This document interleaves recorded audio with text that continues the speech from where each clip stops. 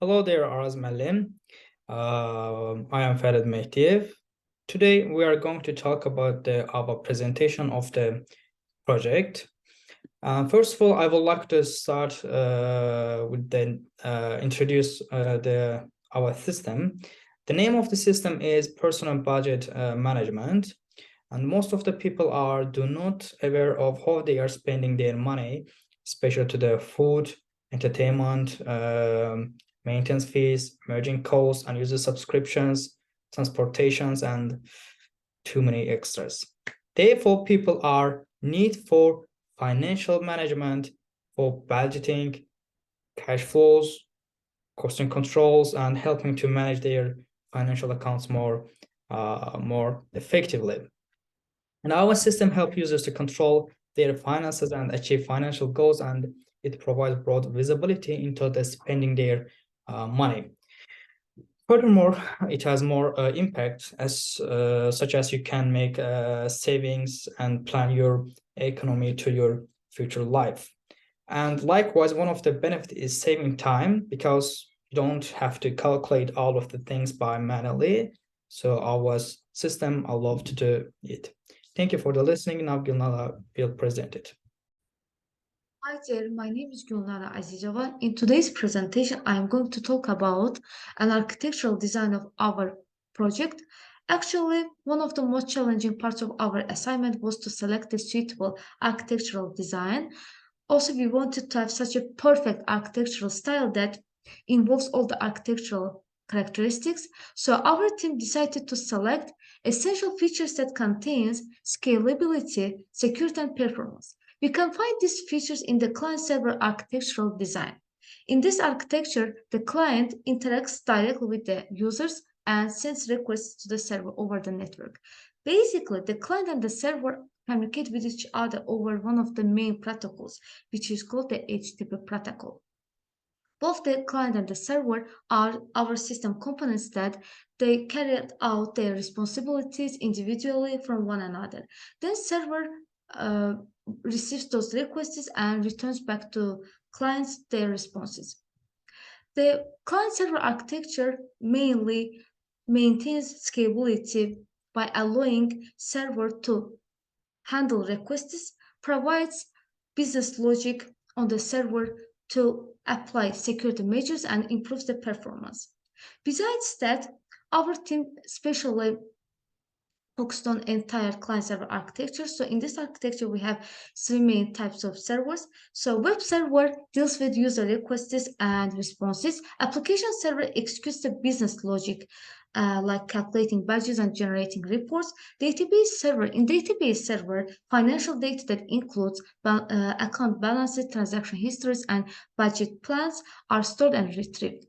Therefore, the purpose of selecting this approach was mainly focused on scalability, security, performance features, and entire client-server architecture. In the next slide, I will give information about the components of architectural design. The first component is authentication and authorization.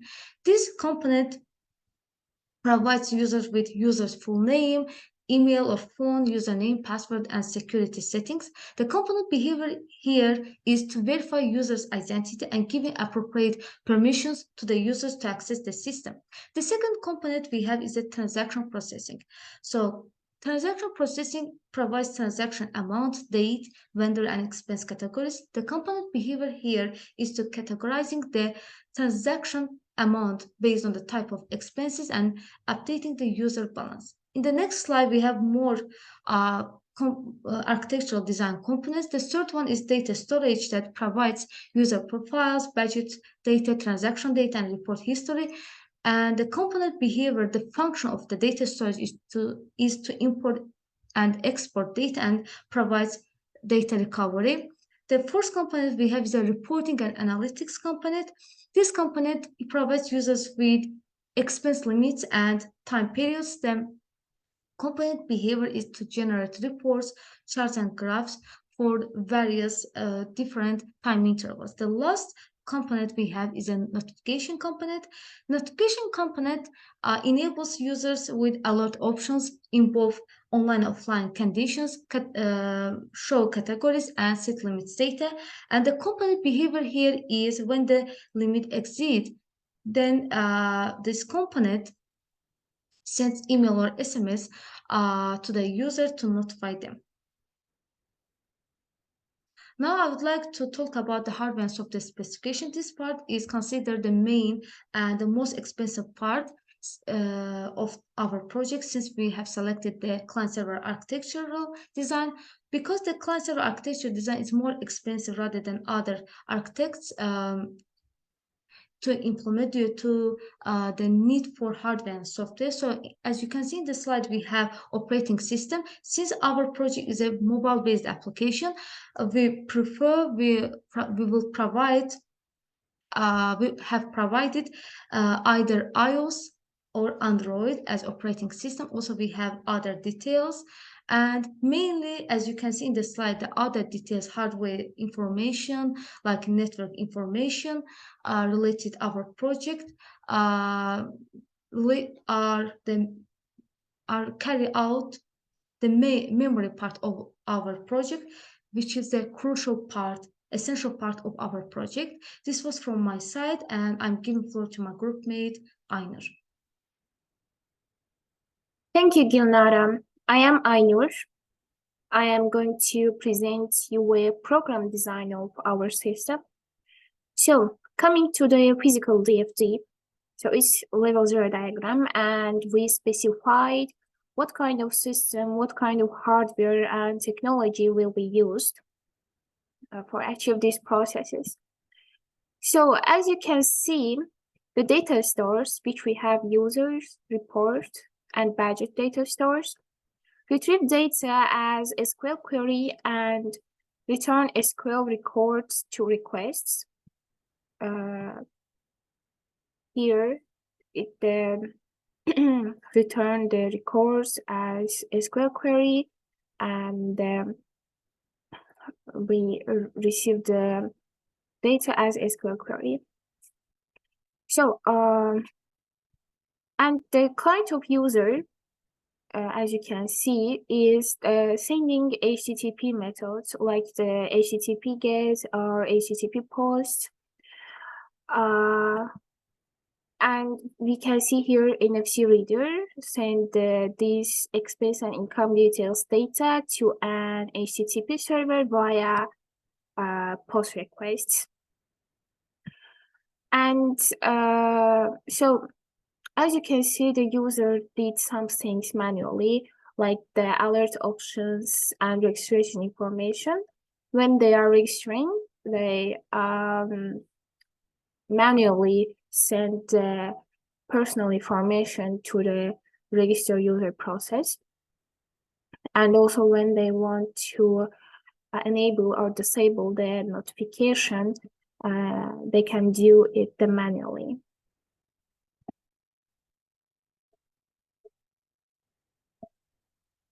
Coming to the structure chart, we have 5 main modules and they have submodules.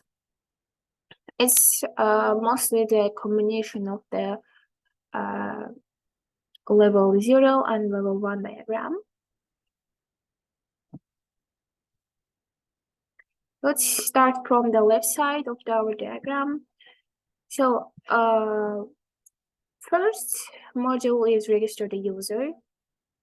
The user send the personal information to the process request module, and this data go to validation process. And if the input is valid, it's okay. If it's invalid, the invalid input message will go to these processes. And as we can see, this is a repeating process, because when the user write the invalid input, invalid personal information, invalid mail, or invalid phone number, they get the invalid input message, so they need to try again the process. So next we have the create a budget process. User select the budget categories, and also they can manually add the budget categories. But if they add the invalid category, that the category is not categorizable, so they also get the invalid category message. And also they can create a budget limit, and if they add the invalid number, for example, minus numbers, they also get the invalid limit message, and that's why this is the repeating process. They need to try again. So we have to analyze the budget. These have the 3 sub-modules: calculate expense for each category, calculate income, and calculate whether the limit is exceeded or not. So the expense details goes to the calculate expenses. After the calculation, calculated expenses goes to the analyze the budget process. Also, it's same as the income details. The income details comes to the calculate income modules, and calculated income data couple will go to the analyze the budget analyze the budget module. So after that, the result of these 2 modules, the system can calculate if limit exceeded or not. But for that, this sub-module needs the expense limits for calculation. So after the calculation, the data goes to the analyze the budget. So after that, the user can set the budget alert. First, categories and limits exceeded data come from the retrieve categories and limits exceeded process. So based on this data, user can select these 2 options: enable or disable the notification. If they enable, they get the notification from the process budget alert request.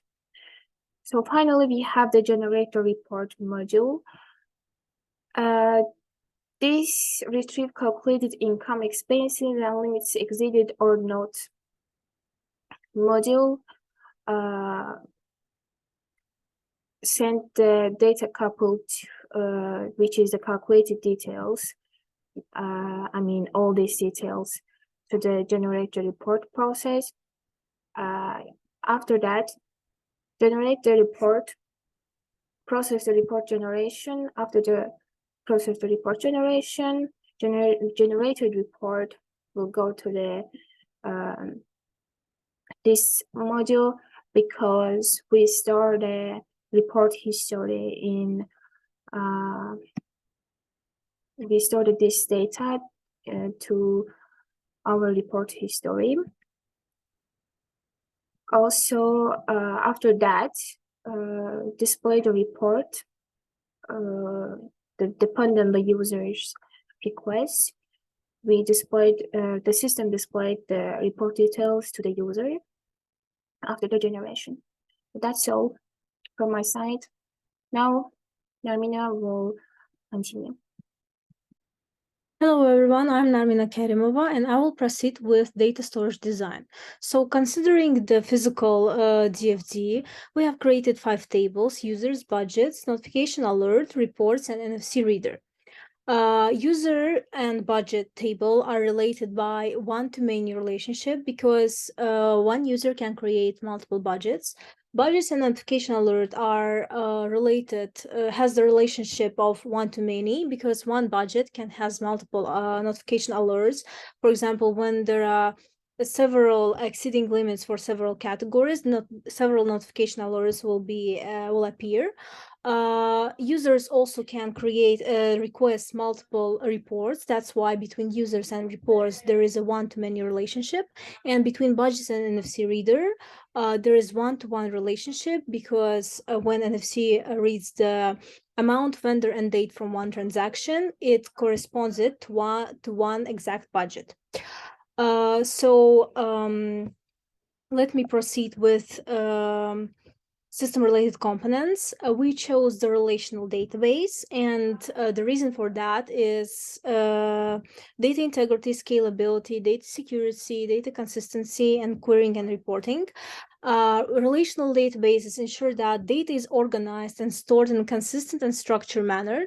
Thus, it helps to prevent the data inconsistencies and errors.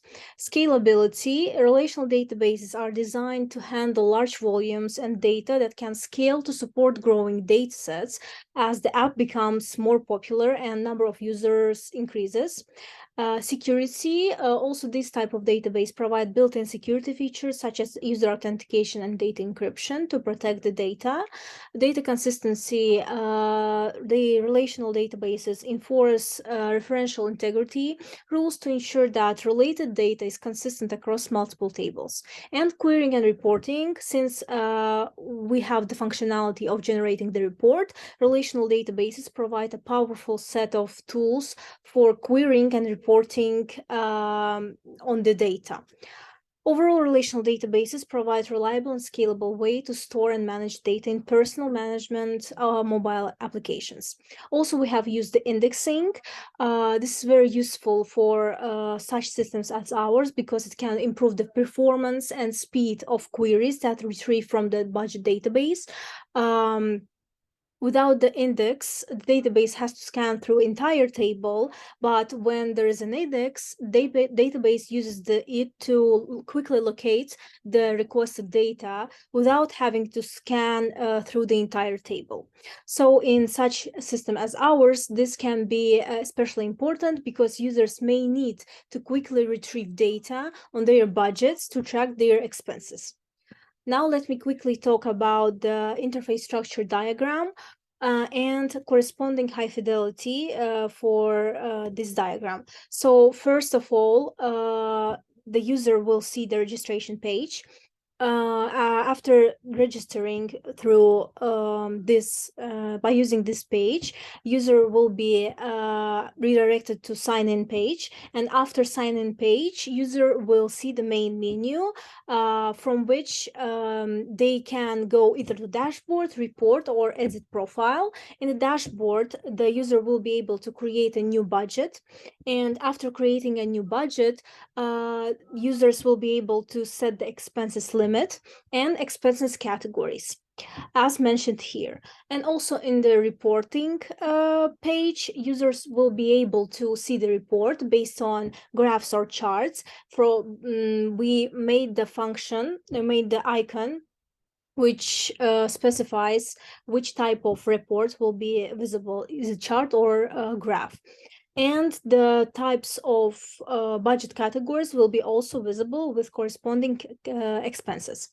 And also, considering the interface structure diagram, we have added the edit profile page where users will be able to change the profile settings and also notification settings, whether the user wants to switch on or off the notification alert about exceeding the limit.